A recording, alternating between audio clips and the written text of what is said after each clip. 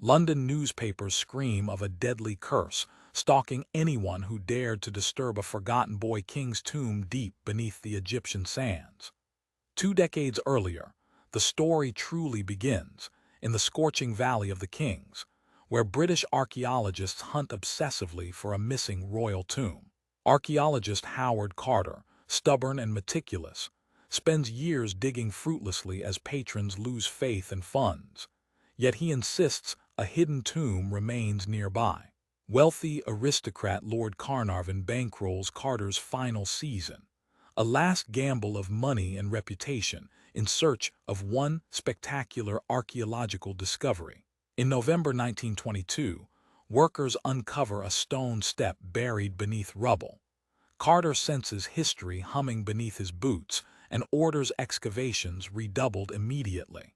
A staircase descends to a sealed doorway, plaster still bearing intact royal seals, untouched since the age of Pharaohs, promising unimaginable treasures and secrets. Carter chisels a peephole, peers inside, and famously whispers of seeing wonderful things, golden shrines, strange statues, and the shimmer of undisturbed eternity. Almost immediately, local workers and foreign journalists trade rumors. Ancient kings protected by deadly curses, magical texts warning intruders of swift, vengeful death. Some claim an inscription in the tomb warns that death will come on swift wings. Others say the line appears only in fevered newspaper imagination. Months after the opening, Carnarvon cuts a mosquito bite while shaving in Cairo. The minor wound festers, infection surging through his already weakened body. Carnarvon dies of pneumonia and blood poisoning in April 1923, and within hours, London tabloids transform medical tragedy into the dramatic curse of Tutankhamun. Legend insists Cairo's lights mysteriously failed the instant Carnarvon died, and that his dog howled and collapsed in England at the same moment.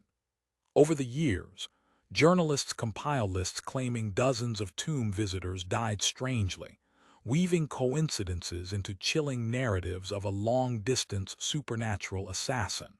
An English lord, a radiologist, museum staff, even supposed onlookers are added to the curse's tally, sometimes with only the vaguest connection to Tutankhamun.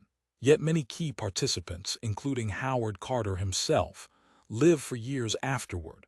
Carter dies peacefully in 1939, well beyond any dramatic, timed curse deadline. Later statisticians compare lifespans of people linked to the tomb with average 1920s expectations, discovering most lived entirely unremarkable lengths for their social class. Some propose a different killer: toxic molds, fungi, or ancient bacteria sealed within the tomb, erupting into modern lungs after 3,000 undisturbed years. Modern researchers sample air and surfaces in Egyptian tombs, finding mold and bacteria, yes, but rarely in concentrations likely to dispatch healthy visitors swiftly. Still, in an age before antibiotics, even minor infections could prove lethal, especially for older patrons like Carnarvon, already weakened by earlier car accidents.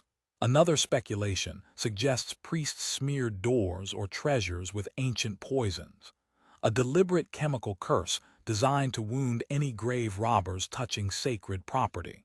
Chemists counter that most complex poisons would degrade over millennia, and no clear evidence of such booby traps has emerged in Tutankhamun's carefully examined tomb.